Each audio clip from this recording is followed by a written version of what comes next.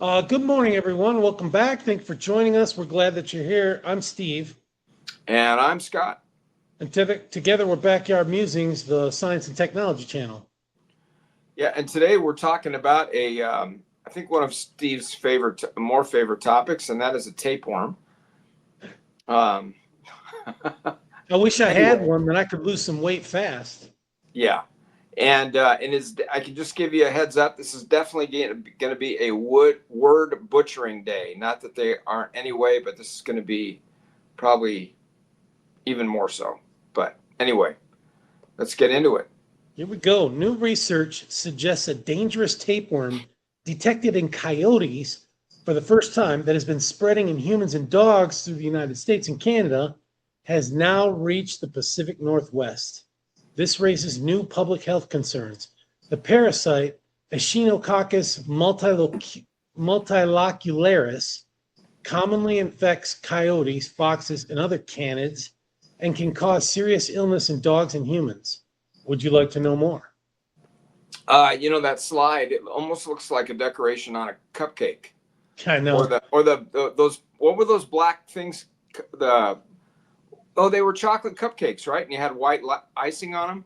Yep. Hostess cupcakes. That's what it looks like. Yep. Okay. All right. Here we go. For decades, multilocularis was discovered or considered a major public health concern in parts of Europe and Asia, but remained extremely uncommon in North America. That changed about 15 years ago when infections in people and dogs began appearing in Canada and the Midwest, signaling that the parasite was expanding its range. A And new now, how is study it doing that? How is it doing that? through rats. And the Oh, rats travel around, the coyotes eat a rat, and the coyotes travel around and they start okay. infecting each other. Okay. Yeah. A new study led by researchers at the University of Washington marks the first confirmed detection of E. multilocularis in a wild animal host along the contiguous U.S. West Coast. Scientists tested 100 coyotes in the Puget Sound area and found the parasite in 37 of them. The findings were in PLOS, Neglected Tropical Diseases, on March 24th, 2026. So I'm going to advance the slide here. There we go. So that shows their migration of the affected areas. Pretty big area. Yeah. Okay, this is a quote. This parasite is concerning because it has been spreading across North America. There have been numerous cases of dogs getting sick, and a handful of people have also picked up the tapeworm. And that's according to lead author Yasmin Hentatai. Hentatai? Hentati, Hentati. Okay. Who recently graduated from the University of Wisconsin, I'm going to assume. Washington. University of Washington, sorry, with a doctorate in environmental and forest science. Going on with a quote, the fact that we found it here in 1/3 of our coyotes was surprising Yeah. because it wasn't found anywhere in the Pacific Northwest until earlier this year.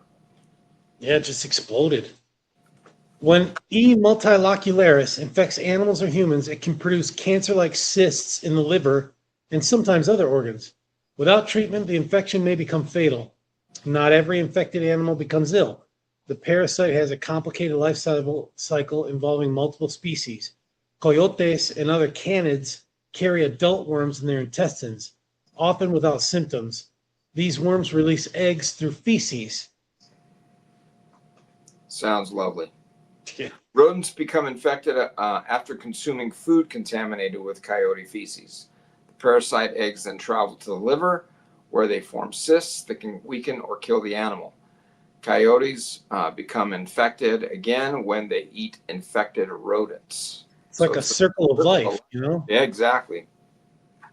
Humans and domestic dogs are considered accidental hosts. People can become infected by swallowing tapeworm eggs from contaminated food or contact with coyote or dog feces. This can lead to alveolar echinococcus, disease that causes slow-growing cysts that spread through the body. Symptoms may take 5 to 15 years to appear, making diagnosis and treatment difficult.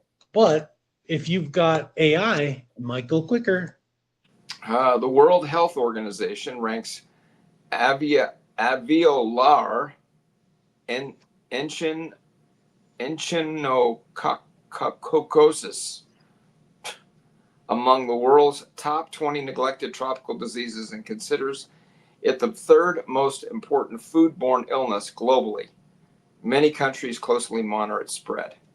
I think we need to start monitoring it closely. Yeah. Dogs exposed to E. multilocularis may either carry the parasite without symptoms or develop the same cyst-forming disease seen in other infected animals, depending on the stage of exposure. So let me just point out something, Scott. I remember watching a episode of Alone. Alone is about these people who compete against each other in Alaska. They're dropped off, and they can bring one or two tools or whatever they choose. And in this one episode, this girl, she had a bow. She shot a porcupine. Got the porcupine, cut it up, and there was like a fatty liver cysts on the liver. So this might have been E. multilocularis, and it just occurs to me now thinking about it. And she ate it.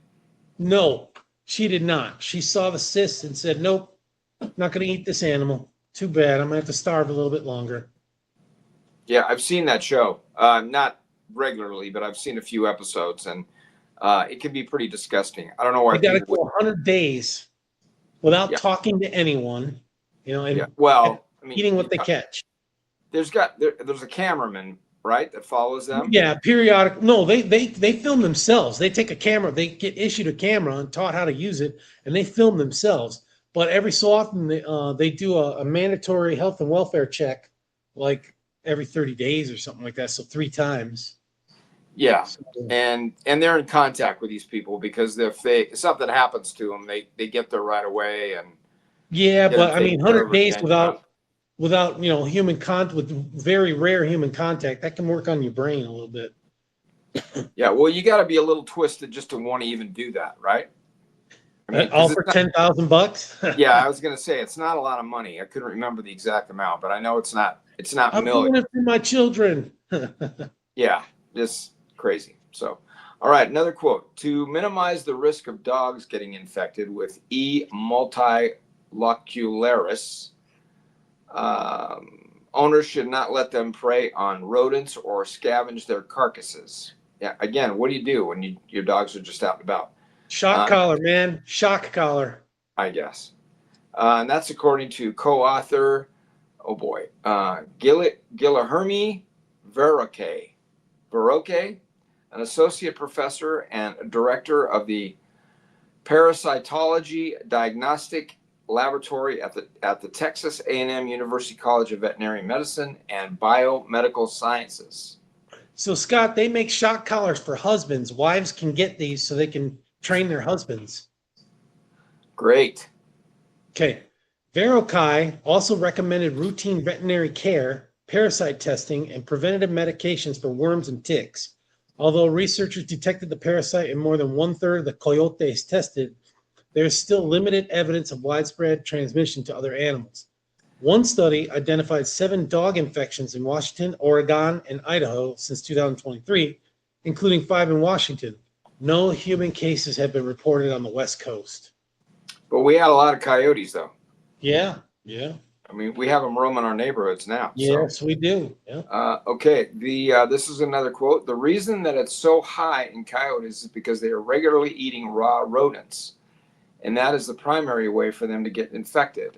Most domestic dogs are not eating the raw livers of wild rodents, and that's according to Hentati. Yeah, I would bet those coyotes, they just chew and swallow the whole rodent. They don't pick and choose. They just chew it up and swallow it. Right. Before cases began increasing in the 2010s, E. multilocularis had previously been reported on remote islands in northwestern Alaska. What? There you go. There's your porcupine. Yeah, those earlier infections involved a different tundra strain of the parasite. Genetic testing shows the newer outbreak is linked to a more infectious strain with European origins. Researchers found this newer strain in the coyotes studied in Washington, and it is now believed to be the dominant strain in both the United States and Canada.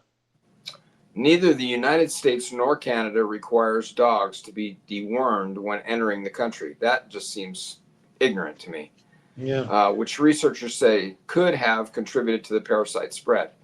Earlier studies also suggested the parasite may have arrived in North America through red foxes imported for hunting about 100 years ago, although its exact origins remain uncertain. Yeah. The main takeaway is that Echinococcus multilocularis is here. It's pretty prevalent in the local coyote population, and people should be aware of potential risks, Hentati said. Okay, so what they need to do is they need to trap all the coyotes they can, test them for this stuff, and inoculate them, and then send them on their way, right? Costs money. Who's going to pay for Well, that? yeah, but I mean, this is a deadly disease, right? Tapeworm, Yeah, not but good. there's no grift in it for Gavin Newsom. He can't get any money back from it, so he's not going to do this.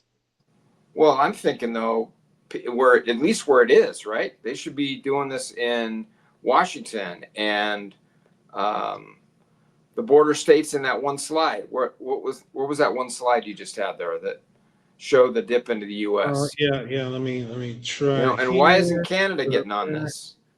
Yeah.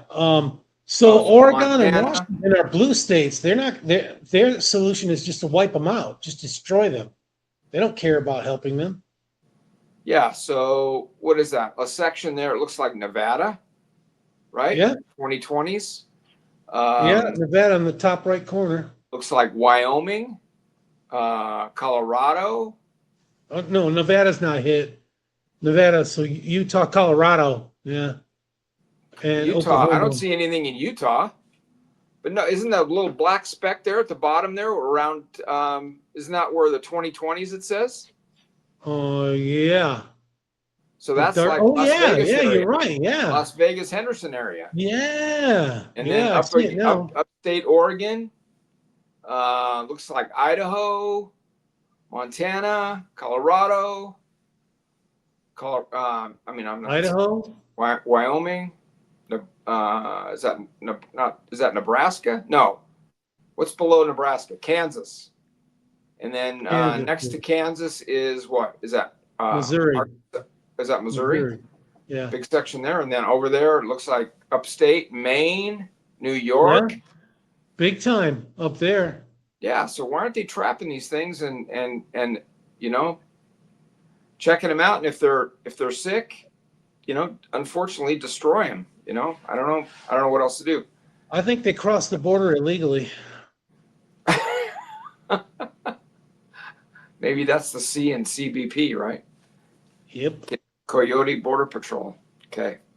All right. Good story. Scary though. Kind of scary. Yeah. Spreading. All right, we'll see you this afternoon. Take care, everyone. Thanks.